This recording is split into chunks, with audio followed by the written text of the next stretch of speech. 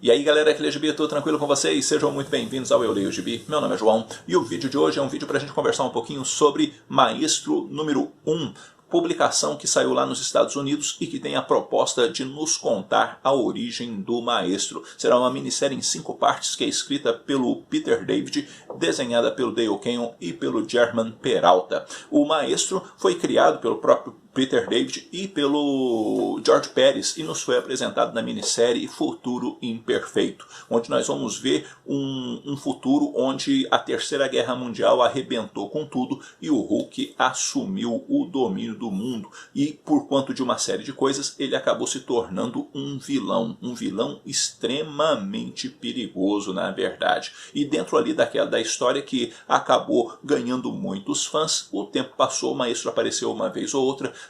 Depois ele acabou aparecendo lá em Guerras Secretas e no pós-Guerras Secretas, no caso do Jonathan Hickman, né? O Maestro, no caso, acabou sendo inserido no universo convencional da Marvel e fez parte ali das histórias do velho Logan. Mas, entretanto, porém, embora seja um vilão bacana, ele é usado muito pouco dentro das histórias aí do universo Marvel. Dito isto tudo e tentando explicar algumas coisas, eu li então a edição de número 1, quero conversar um pouquinho com vocês, dar a impressão que eu tive dessa edição, justamente para a gente poder ir conversar um pouquinho. Além disso, queridos, deixa eu dar um aviso importante antes de eu começar a falar do quadrinho, que é justamente o seguinte: tem spoiler, ok? Esse vídeo tem spoiler. Então, desde já estou avisando. Então, se tu não curte spoiler, já está avisado. Se você não liga, vamos em frente. E lembrando que esse quadrinho deve ser publicado aqui no Brasil daqui a um ano, né? Então, talvez os spoilers que eu te conte, só dessa primeira edição, talvez não venham fazer tanta diferença assim, principalmente quando chegar daqui a um ano, que muitas vezes esse quadrinho vai chegar aqui no Brasil e você vai acabar adquirindo. Provavelmente, quando sair, deve sair provavelmente em um formato de encadernado. Dito isso tudo, vamos então à publicação. Como é que começa tudo? A história começa nos mostrando um Hulk feliz. Sim, o Hulk lá na versão do Professor Hulk. Não aquela versão patética que apareceu no cinema, mas o Professor Hulk que vale, o do quadrinho, né?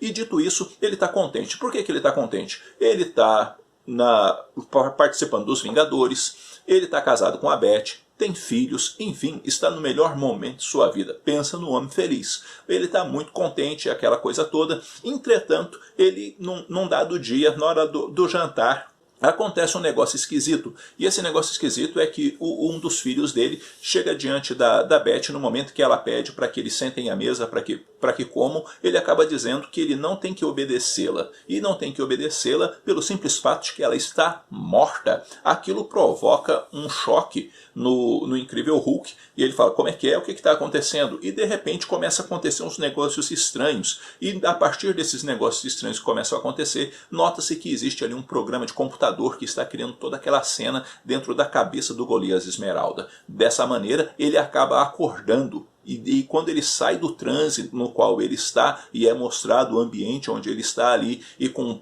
uma série de fios grudados nele e essa coisa toda, ou seja, ele estava ali em animação suspensa e estavam sendo injetados esses elementos na cabeça dele para mantê-lo calmo e mantê-lo dormindo. Isso, ele acorda assustado sem saber o que está acontecendo e ele se pergunta quanto tempo será que ele está ali, uma vez que inclusive ele está barbudo. E ali ele começa a caminhar e descobre então que existe o pessoal da IMA dentro do local. Eles avisam ele, falam: ó, Dr. Banner, a gente não quer confusão, a gente está avisando, nós não queremos problema, isso e aquilo. E ele está naquela de querer sair dali, de querer respostas, e acaba rolando um conflito. E a questão é que isso também o surpreende, justamente porque as armas da IMA estão muito mais poderosas do que ele esperava. E dentro desse rolo todo surge então finalmente o MODOK.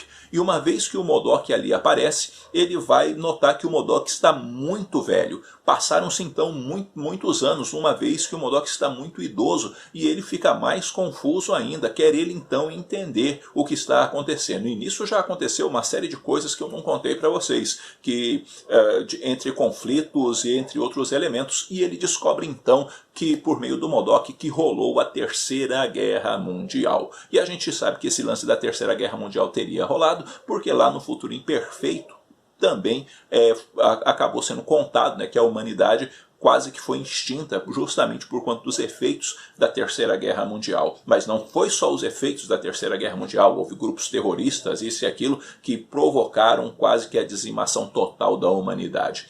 Por conta disso, o MODOK, sabendo que existia seres gama irradiados que poderiam absorver radiação, entre outros tipos de radiação, ele pegou vários desses seres e conseguiu prendê-los e mantê-los em animação suspensa. Por isso, por exemplo, que o Hulk não tinha nenhuma memória de todas essas coisas que aconteceram, porque quando começou a acontecer, eles deram um jeito de colocá-lo dormindo e, consequentemente, tudo isso passou sem ele vivenciar coisa alguma desse tipo.